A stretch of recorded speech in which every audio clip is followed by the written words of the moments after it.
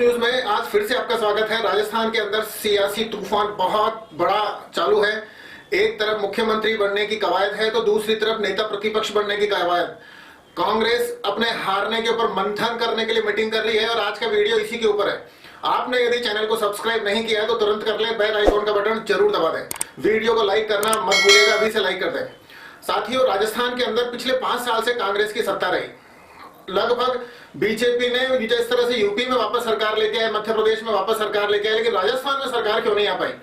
और कांग्रेस के जितने भी आज तक के काम वो अभी इसका विश्लेषण कर रहे हैं, जबकि विश्लेषण आम जनता में हमारे जैसे पत्रकारों के अंदर तो सीधा सीधा विश्लेषण है कि जैसे ही कांग्रेस सत्ता में आई थी और राहुल गांधी ने यह बोला कि हम केवल 10 दिन के अंदर किसानों का कर्जा माफ कर देंगे, लेकिन नहीं किया।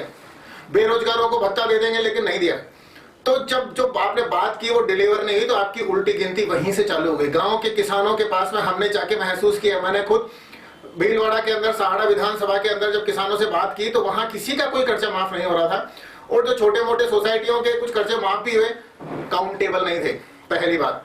दूसरी बात, गहलोत ने जैसे ही सत्ता संभाली अपने सबसे पहले उप मुख्यमंत्री सचिन पायलट की काट करना चालू की, अपने कैबिनेट मिनिस्टरों की काट करना चालू की। उनसे वो अधिकार छीन लिए जिसमें वो आईएएस आरएएस अधिकारियों की सीआर भर सकते थे, उनके पोस्टिंग ट्रांसफर उनको समझ में नहीं आ रहा तो उनको हटा के दूसरा ला सकते थे, लेकिन ऐसा अधिकार उनके पास नहीं था। जब अपने ही अधीनस्थों के आप अधिकार छीन लेंगे तो अधीनस्थ आपके साथ नहीं लगेंगे। और इसी मुद्दे के ऊपर सचिन पायलट जब मानेसर में जाके और अपने आलकमान के पास में जाके ये बोलने लगे कि भाई राजस्थान के अंदर मुख्यमंत्री अशोक गहलोत पार्टी के खिलाफ काम कर रहे हैं, इधर ये बात पता चलते गहलोत ने मीडिया से बोल दिया बगावत हो गई, भाजपा आ रही है, एमपी की जैसे सचिन पायलट भी गद्दारी करेंगे, बतरा नाकारा निकम्मा सब कुछ कह दिया। अब यहां सरकार की वापसी की कील ठुक चुकी थी। दो बड़े दिग्गज नेताओं के अंदर, जो कांग्रेस का अध्यक्ष और उप मुख्यमंत्री और मुख्यमंत्री, दोनों के बीच में कंपटीशन चालू। अब उसके बाद में बाकी के कैबिनेट मिनिस्टरों को भी पता था कि हमारे हाथ में कुछ नहीं है। अब जब मिनिस्टरों के हाथ में ही कुछ नहीं है तो फिर सरकार चलेगी कैसे केवल एक आदमी के ऊपर? अशोक गहलोत साहब ने अपने अधीनस्थ जितने भी आईएएस अधिकारी थे, सीएमओ थे, उनके ऊपर पूरी तरह से चापलूसों को इकट्ठा कर रखा था, जो वास्तव में क्या स्थिति है बताने की कोई आवश्यकता नहीं। और ये गहलोत अपने आप को राजनीतिज्ञ समझ के ये मान रहे थे कि भाई 4.5 साल तो मैं मेरे मन की कर लूंगा और लास्ट के 6 महीने में जनताओं के प्रति घोषणा करके और सारा का सारा सिनेरियो बदल दूंगा, लेकिन ऐसा हो नहीं पाया। बजट में ऐसी ऐसी घोषणाएं की गई कि वे महिलाओं को फ्री में मोबाइल देंगे और लाइटें फ्री देंगे और पूरा का पूरा सस्ता कर देंगे, गरीबों का अनाज वनाज सब कुछ। महिलाएं लाइनों में लग गई। वादों से काम नहीं चला, वादे किए लेकिन डिलीवर नहीं किए। आपको ये अच्छी तरह पता है कि पूरी दुनिया में सबसे बड़ी चीज है भरोसा। यदि आपके ऊपर भरोसा नहीं है तो आपके अच्छे से अच्छे रिश्ते सारे के सारे खत्म हो जाएंगे। और ये तो रिश्तों की बात है, अब यहाँ राजनीति की बात भी ले लें। अशोक गहलोत द्वारा कही गई बातों पर जनता को भरोसा नहीं था क्योंकि डिलीवर नहीं हुआ। उसके बाद में ये 7 अपनी घोषणाएं और करने वाले, गारंटियां और देने वाले, जनता ने सीधे सीधे समझ में आ गई कि जो पहले आपने घोषणाएं की थी वो तो लागू नहीं की, नई घोषणाएं और कर रहे हो। तो एक तरफ तो गहलोत की सारी नीतियां संगठन में फूट डालने की थी, खुद को और खुद के चापलूसों को ऊपर लाने की थी, दूसरी तरफ जनता को बेवकूफ बनाने की थी। उसके ऊपर भी कोर्ट में खांच हुई। कोर्ट में खांच हुई जब पालकमान के पर्यवेक्षक अजय माकन साहब और वर्तमान राष्ट्रीय अध्यक्ष मल्लिकार्जुन खड़गे जब राजस्थान में आए और उन्होंने एक लाइन से प्रस्ताव पारित कराना चाहा, लेकिन गहलोत और उसकी लॉबी ने 90 विधायकों के इस्तीफे दिला के अब की बार सरकार के छाने के अंदर पूरी तरह से कील ठोक चुके थे। अब जब अजय माकन तो चूंकि खुददार आदमी, उन्होंने देखा कि यहाँ कांग्रेस से ज्यादा गहलोत की चल रही है, उन्होंने प्रभारी पद से इस्तीफा दे दिया। अब जब अजय माकन ने इस्तीफा दे दिया तब भी आलकमान को अकल नहीं आई और गहलोत साहब को भी अकल नहीं आई कि यहाँ सब कुछ अच्छा नहीं चल रहा है। और उसके बाद में जब प्रभारी बन के आए सुखविंदर सिंह रंधावा, जो पंजाब से आ रहे हैं, जिन्होंने अपने ही मुख्यमंत्री अमरिंदर सिंह के खिलाफ धरने दिए थे, राजस्थान में प्रभारी बन के आए। और राजस्थान के प्रभारी का मतलब राजस्थान की कांग्रेस को एकजुट करना।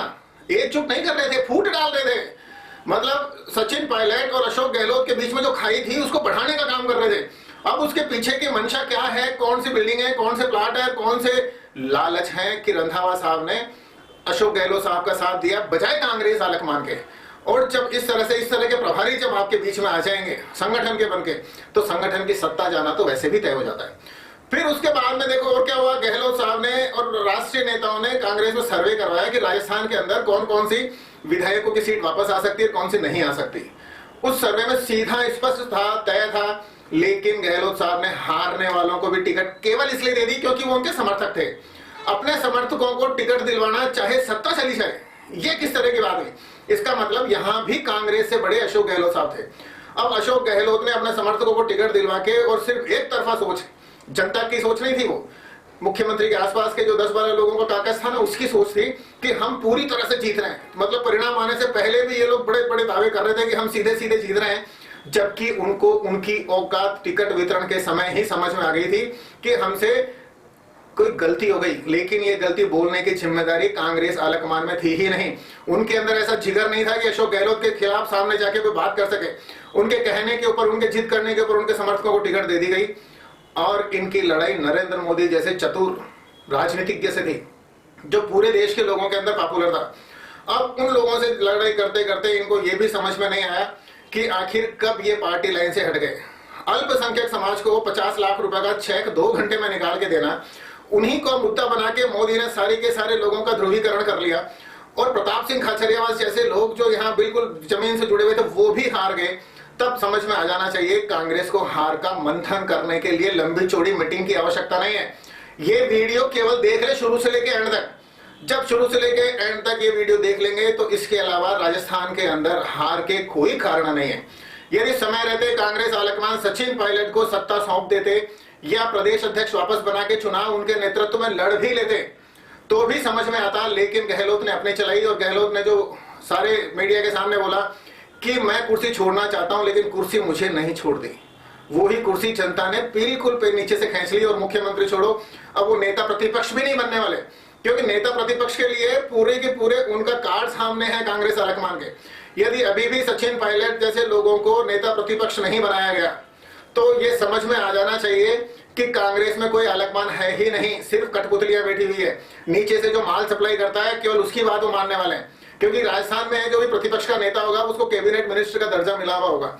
उसमें गोविंद सिंह डोटासरा भी अपना पैर फंसा सकते हैं या गहलोत अपने किसी समर्थक के लिए ही लॉबिंग कर सकते हैं। लेकिन अगर निष्पक्ष रूप से देखा जाएगा और कांग्रेस को आगे थोड़ा सा जिंदा करने की बात आएगी या थोड़े से वोट बढ़ाने, लोकसभा में जीत तो नहीं पाएंगे जैसी रणनीति है, लेकिन अपने वोट अगर बढ़ाना चाहे, सचिन पायलट को नेतृत्व देते हैं नेता प्रतिपक्ष का, तो निश्चित रूप से राजस्थान विधानसभा के अंदर जनता की बात उठना चालू होगी।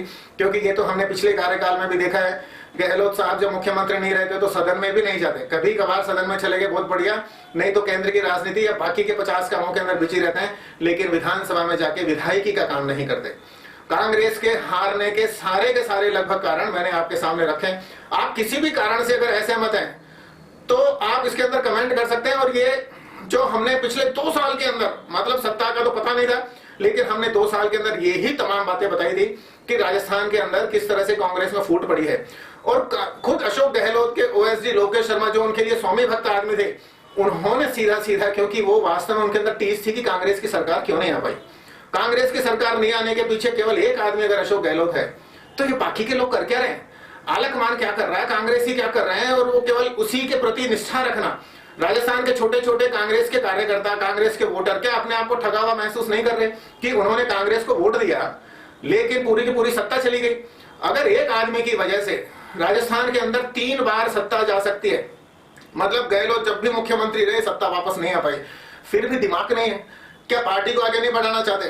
फोर्स न्यूज चैनल तो ये चाहता है कि कम से कम राजस्थान के अंदर जो विपक्षी पार्टी हो थोड़ी सी मजबूत हो, अपने फैसले ले सके, जनता के मुद्दे उठा सके। क्योंकि सत्ता पक्ष हमेशा अपने हिसाब से काम करता है और विपक्ष हमेशा उनको उनकी जिम्मेदारी याद दिलाता रहता है। राजस्थान के अंदर अगर विपक्ष कमजोर हुआ, विपक्ष के नेता कमजोर हुए, तो राजस्थान की जनता के धनी धोरी कोई नहीं रहेगा। अब की बार तो नरेंद्र मोदी साहब ने सीधा कह दिया कि बीजेपी के अंदर एंटी इनकम्बेंसी नहीं होती, सत्ता हम वापस ले आते हैं।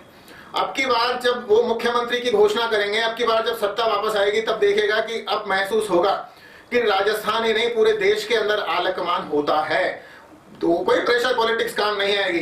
कांग्रेस में जिस तरह से प्रेशर पॉलिटिक्स की वजह से टिकट वितरण की, प्रेशर पॉलिटिक्स की वजह से सचिन पायलट को निकाला, प्रेशर पॉलिटिक्स की वजह से सरकार चली गई। लेकिन भाजपा में अब ये नहीं होगा, क्योंकि और वो आपको अगले 2 दिन में देखने के लिए मिल जाएगा कि राजनीति कहते किसको है, आलाकमान कहते किसको है। ये वीडियो आपको किसी के माध्यम से मिला है तो आप इसको फॉरवर्ड जरूर करें, चाहे कांग्रेसी हो, चाहे भाजपाई हो, चाहे आम वोटर हो, उन्हें ये तमाम पहलू जानना बहुत ज्यादा आवश्यक है।